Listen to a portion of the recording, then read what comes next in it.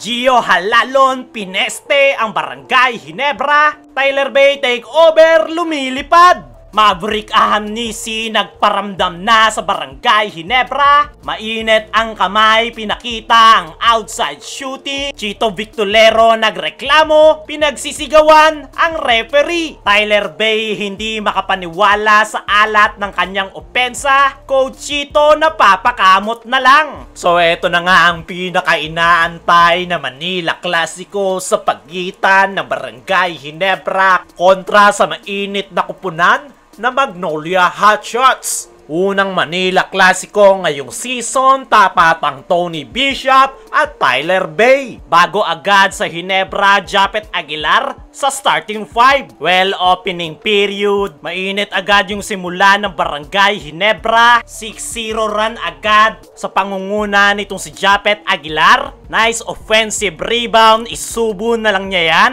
Scotty Thompson, napakaganda ng cut for the reverse layup. Turnover ang sagot ng Magnolia. Kaya naman nabigyan ng pagkakataon si Japet for the one-handed jump. Kaya naman maagang napatawag ng timeout si Coach Chito Victolero. 10-minute mark nang makapuntos na sa wakas yung Magnolia Hotshots. Poly hesitation, pull-up jumper. Nandyan din si Tyler Bay, open shaded lane. Pero hustle at energy ang isasagot ng Barangay Ginebra. Scotty Lawet hanggang Davao ang layup. Japet naman nakapagpasabit. Foul counted pa. Under 6-minute mark nang magparamdam na itong si Maverick Ahamnisi. Tatlong magkakasunod na 3-point shot agad ang pinakawalan para sa Barangay Ginebra. Kaya naman lumobo na agad sa matamis na 16 ang kalamangan ng Barangay Ginebra. Under 2-minute mark, tuloy pa rin na magandang ofensa ng Barangay Ginebra. Nice setup ni Scotty kay Sistan. Maverick Ahamnisi mainit pa rin. Kabantayan ng kanyang kapatid. This time, ilalapit niya yan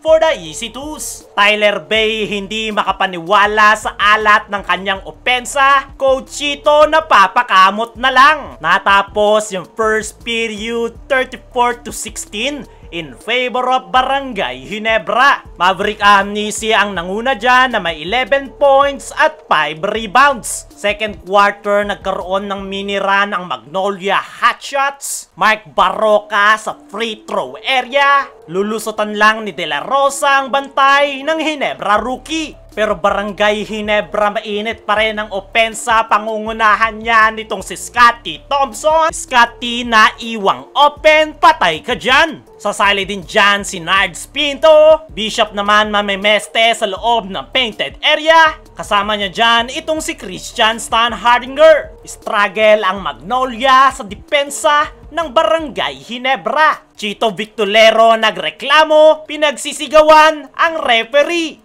4-minute mark, bahagyang nabuhayan ang Magnolia. Gio Halalon matapang, tatlong bantay ang nilusutan. Sanggalang pinalipad si Scotty Thompson. Tyler Bay maagang foul trouble. Banggaan ng dalawang import. Last minute ng second quarter, takeover mode itong si Tony Bishop. Offensive rebound. Walang makapigil sa loob ng shaded lane. Ipinakita rin yung kanyang long range shot. Ramdam na ni Tony Bishop. Kaya naman natapos yung first half 60-35. 25-point lead para sa Barangay Ginebra. Mag-subscribe ka naman bilang pagsuporta. Pagpasok ng third quarter, agad na nakaagaw si Barroca for the easy layup. Fast break dunk naman kay James Laput. Nandyan din kanilang import Tyler Bay nakapagpasabit ng foul. 6 straight points sa Magnolia para tapyasan ang malaking kalamangan ng Barangay Ginebra.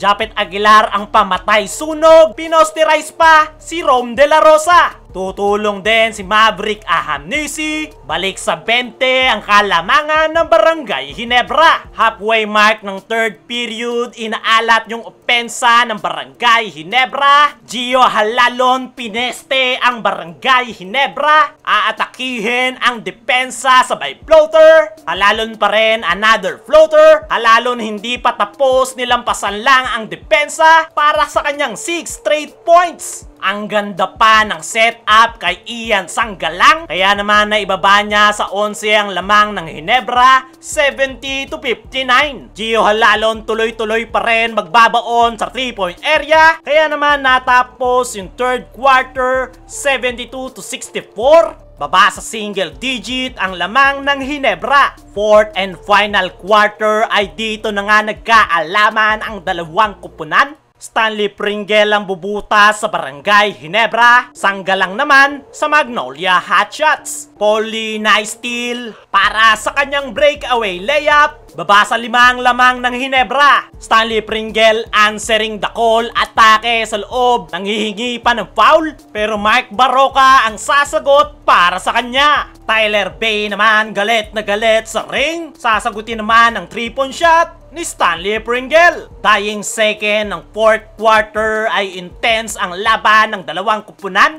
Tyler Bay take over, lumilipad. Biglang uminit ang Magnolia Hotshots para sa kanilang comeback win performance.